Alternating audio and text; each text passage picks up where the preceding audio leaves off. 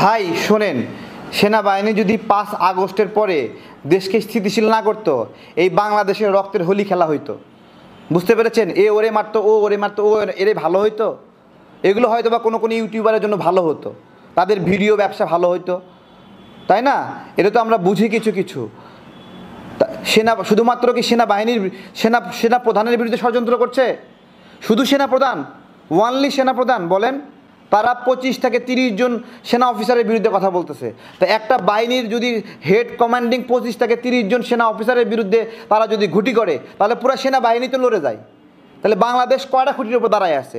একটা হলো ডক্টর ইউনূস নামের একটা খুঁটির উপর দাঁড়ায় আছে, এই তো সেনাবাহিনী একটা খুঁটি না? তাহলে ডক্টর ইউনূস একা চালাক দেখি, সেনাবাহিনীর নামে খুঁটিকে শোয়াই দেন, ডক্টর ইউনূস পুলিশ দিয়ে আর র্যাব দিয়ে দেশ চালাক। এত সোজা? এই যে দেশকে অস্থিতিশীল করার একটা ষড়যন্ত্র, এই ষড়যন্ত্রগুলো আমাদেরকে বুঝতে হবে। এখানে আমাদেরকে বলছিল তো যে আপনার বাইতুল মোকাররমের সামনে যান, সেনাবাহিনীর বিরুদ্ধে মিছিল করেন। আমরা করিনি। আমরা বিভিন্ন সময় তাদের কথা পরামর্শ অনুযায়ী কাজ করছি, কিন্তু আমাদের মাথায় তো কিন্তু স্বতন্ত্র বুদ্ধি আছে। আমরা বললেই পাগলের মতো লাফায় লাফায় সেনাবাহিনীর বিরুদ্ধে গিয়ে প্রোগ্রাম করবো নাকি? আমরা সেনাবাহিনীর ভাইদেরকে চিনি না, তাদেরকে জানি না। দিন শেষে বাংলাদেশের জন্য ওই যত সংকটই আসুক, যে 14 সালে নির্বাচনে ভরসা করেনি, 14 সালে নির্বাচনে সেনাবাহিনী হেল্প করেনি, তারপরেও মানুষ আশা করছিল 18 সালে নির্বাচনে সেনাবাহিনী হেল্প করবে। 18 সালে নির্বাচনে সেনাবাহিনী হেল্প করেনি, তারপরেও মানুষ আশা করছে 24 সালের নির্বাচনে সেনাবাহিনী হেল্প করবে। 24 সালের নির্বাচনেও সেনাবাহিনী হেল্প করেনি, তারপরেও মানুষ ভরসা করছে যে 5 আগস্টে সেনাবাহিনী হয়তো আমাদেরকে হেল্প করবে। হ্যাঁ, 5 আগস্টে সেই হেল্পটা সেনাবাহিনী আমার করছে।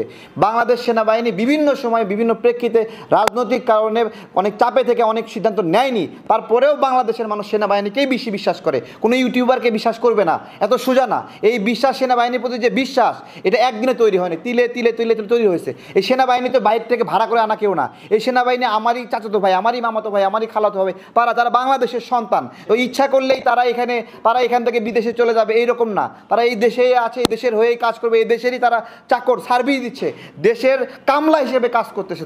তাদেরকে ইচ্ছা করলেই মিস ইউজ করবেন, এত সহজ না, এত সহজ না। যেই ষড়যন্ত্রটা করছে যে বাংলাদেশকে গণতন্ত্রহীন অবস্থায় রাখবে, বিদেশি শক্তিরা কি চায়? এখানে গণতন্ত্র চায় না। এখানে গণতন্ত্র হইলে এটাকে ইচ্ছা মতো ব্যবহার করতে পারবে না। ডেমোক্রেটিক পলিসি থাকলে আমেরিকা ইচ্ছা করলেই তলে তলে ঘুঁটি করতে পারবে না।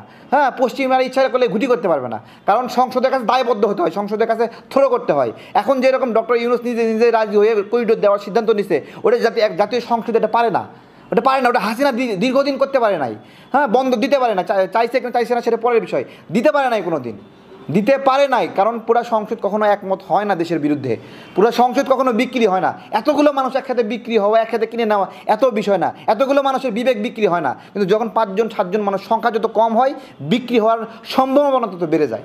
হাসনাতের বক্তব্য আপনি দেখেছেন, হাসনাত সেনাবাহিনীকে ইয়ে করছে, আসিফ সেনাবাহিনী নিয়ে কথা বলছে, নাহিদ গত পরশুদিন তাওসিও সেনাবাহিনীকে বলতেছে তাদের কাজ তাদেরকে করতে দেন, জামাতের আমিরও সেনাবাহিনী নিয়ে বলতেছে আপনাদের কাজ আপনারা করেন। এই ধরনের কথাগুলো রাজনীতির মধ্যে মানে সেনাবাহিনীকে তারা তো ইচ্ছা করে উস্কে দেওয়ার চেষ্টা করছে। কেন তাদেরই সেনাবাহিনী নিয়ে হঠাৎ করে এত অ্যালার্জি কেন?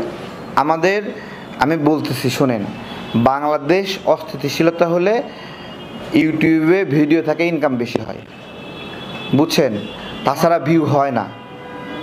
এবং এটা একটা বিষয়, দেখেন প্রতিদিন এমন এমন থাম্বনেল দিব যে মনে হয় এই মুহূর্তে আগুন লেগে গেছে, বুঝছেন? আগুন লাগে মানে পাশা অর্ধেক পুড়ে গেছে, কোনো মতে বেঁচে আছে, থাবড়াইছে থাম্বনেলগুলো এইরকম। হ্যাঁ, তো এগুলো তাদের প্রতিদিন একটা করে ইস্যু প্রয়োজন। এই ইস্যুকে চমকপ্রদ করার জন্য একটা সুন্দর থাম্বনেল দিবে। এই বিএনপি শেষ, এই জামাত শেষ, এই তাহের সাহেব হলো রয়ের দালাল, এই সালাউদ্দিন সাহেব রয়ের দালাল, এই খসরু হলো উমুকের দালাল। আচ্ছা, খসরু সাহেব ভারতে মিটিং করতে গেছে বিএনপির প্রতিনিধি হিসেবে, তাই না? ডক্টর ইউনূস মোদির কাছ থেকে গোল্ড মেডেল নেয়নি। ডক্টর ইউনূস নিলে ওটা দেশের জন্য গর্ব, আর আরেকজন গেলে হলো দেশের জন্য অপমানজনক, তাই তো? একটা ছবির জন্য একটা মানুষকে দালাল বানায় দেওয়া যায়। আমি বলতেছি শোনেন, যখন ডক্টর তাহের ভাইকে দালাল বানাইছিল না ইলিয়াস ভাই, দালাল বানানো না, রয়ের দালাল, আমি তো চিন্তা করতেছিলাম যে তাহের ভাই হার্ট অ্যাটাক করে কিনা। হ্যাঁ, বুড়া মানুষ, একটা বৃদ্ধ মানুষকে এইভাবে মানে সাক্ষাৎ নিয়ে দেয়, বলে দিচ্ছে এটা হলো রয়ের দালাল, যে দেশকে এতদিন ধরে সার্ভ করছে। ও তো মনের কষ্টে মরে যাবে যে আমি তাহলে কী করলাম দেশের জন্য এতদিন, আমাকে রয়ের দালাল বানায় দিছে। একটা মানুষকে ইচ্ছা করলে এইভাবে অসম্মান করা যায়? সালাউদ্দিন সাহেব নাকি মেয়ে নিয়ে ওখানে ফুর্তি করছে ভারতে। একটা মানুষকে ইচ্ছা করলে এই ধরনের বেইজ্জতি করা যায়? তাদের সামাজিক মর্যাদা আছে না, যে ইচ্ছা করলেন আপনি নিয়ে উবুত করে নিয়ে দেয় ন্যাংটা করে দিলেন? ভাই এটা তো কোনো সামাজিক ব্যবস্থাপনা না। আপনার ভিডিওর ভিউ প্রয়োজন, এই জন্য আপনি এগুলো করবেন। থাম্বনেল বানানোর জন্য এমন একটা অবস্থা করে যে এই সেনাবাহিনী এখনই পড়ে গেছে। কি একটা অবস্থা! এই অসুস্থ প্রতিযোগিতা, প্রতিদিন ভিডিও বানাতেই হবে, রুটিন করেছে যে আজকে একটা করে ভিডিও বানাতে হবে, কালকে একটা ভিডিও বানাতে হবে, পোস্টে একটা, প্রতিদিন একটা করে ভিডিও ছাড়তেই হবে, তাই না? আপনার ভিডিওর কাটতির জন্য দেশের যে 12টা বাজে, এটা খেয়াল করেন না?